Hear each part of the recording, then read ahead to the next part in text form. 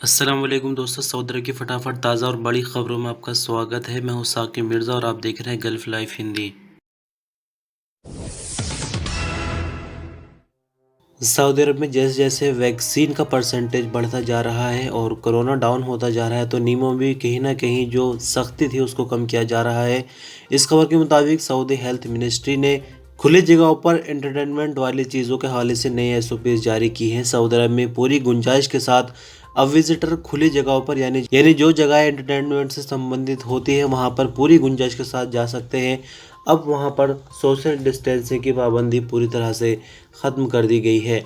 अखबार 24 के मुताबिक हेल्थ मिनिस्ट्री संबंधित विभाग ने पार्कों और फुटपाथों पर भी आने जाने संबंधित कोरोना बचाव के लिए पाबंदियां ख़त्म कर दी है, लेकिन शर्त अभी भी वही है कि वैक्सीन की दोनों डोज जिसने ली है वो पूरी गुंजाइश के साथ यानी सोशल डिस्टेंसिंग के बिना खुली जगहों पर जा सकते हैं। तवक्कलना एप्लीकेशन में रिकॉर्ड मोहसिन यानी इम्यून होना ज़रूरी है।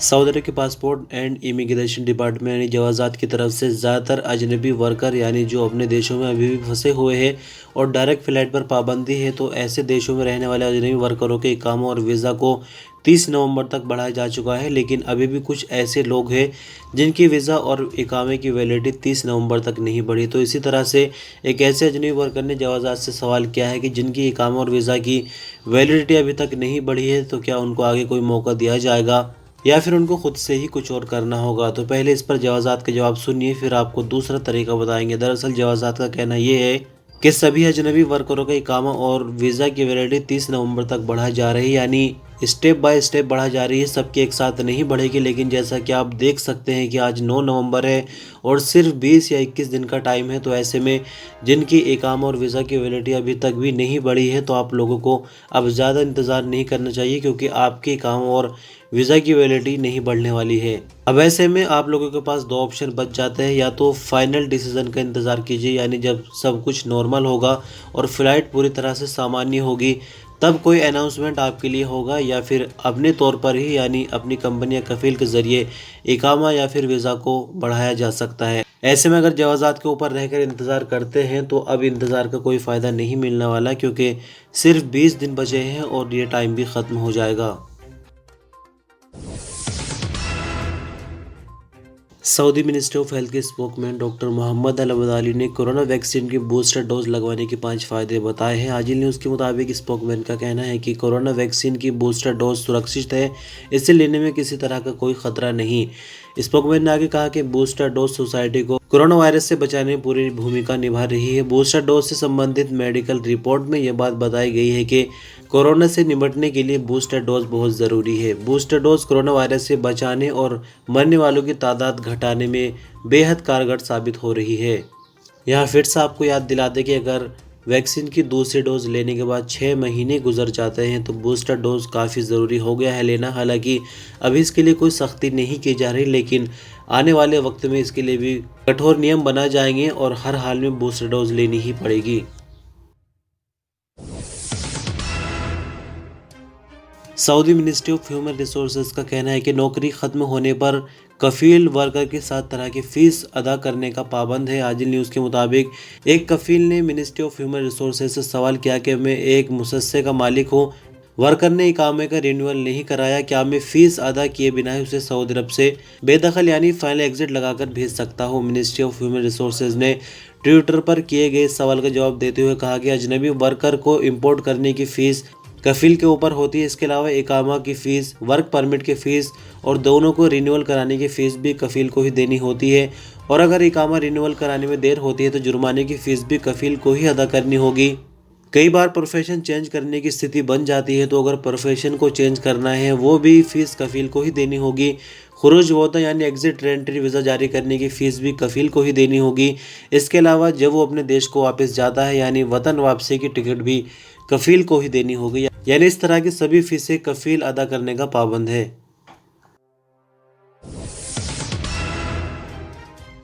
सऊदी अरब के पासपोर्ट एंड इमिग्रेशन डिपार्टमेंट यानी जवाज़ात के ट्विटर अकाउंट पर एक शख्स ने सवाल किया है, जिसने पूछा गया है कि खुरूज वोदा यानी एग्जिट रेंट्री वीज़ा पर गए हुए शख्स का खुरूज निहाई यानी फाइनल एग्जिट लगाना मुमकिन है। जवाजात की तरफ से जो जवाब दिया गया है उसमें कहा गया है कि इकामा कानून के मुताबिक ऐसे बंदे जो सऊदी अरब से एग्जिट रेंट्री वीज़ा पर जाते हैं उनका खुरूज निहाई लगाना मुमकिन नहीं है। खुरूज निहाई लगाने के लिए अजनबी वर्कर का सऊदी अरब में होना ज़रूरी है, साथ ही इकामा भी वैलिड होना चाहिए और तीसरी शर्त यह है कि हुरूब उस पर फाइल ना किया गया हो। जवाजात का आगे कहना है कि खुरूज वोदा यानी एग्जिट रेंट्री वीज़ा पर जाने वाले लोग जब सऊदी अरब की सरहद पार करते हैं और तो ऐसे में जवाजात के सिस्टम में उनको out of Saudi Arabia feed किया जाता है, तो ऐसे में जवाजात का सिस्टम खुरूज निहाई यानी एग्जिट रेंट्री वीज़ाई कार्रवाई कबूल नहीं करता।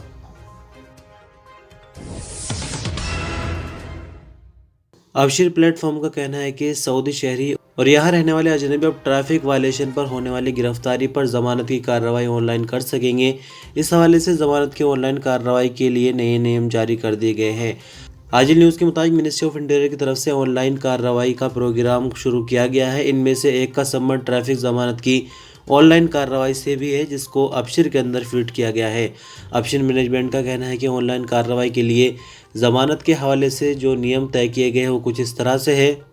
यानी सबसे पहला और बड़ा नियम यह है कि ज़मानत सिर्फ सऊदी ही करा सकता है जिसकी उम्र 18 साल से कम नहीं होनी चाहिए और वो सऊदी अरब के अंदर मौजूद हो। अबशिर अकाउंट उसका एक्टिवेट होना चाहिए, साथ ही वो किसी पुलिस केस में मतलूब भी नहीं होना चाहिए। ट्रैफिक विभाग ने आगे कहा कि एक सऊदी 2 से ज़्यादा जमानत नहीं करा सकेगा।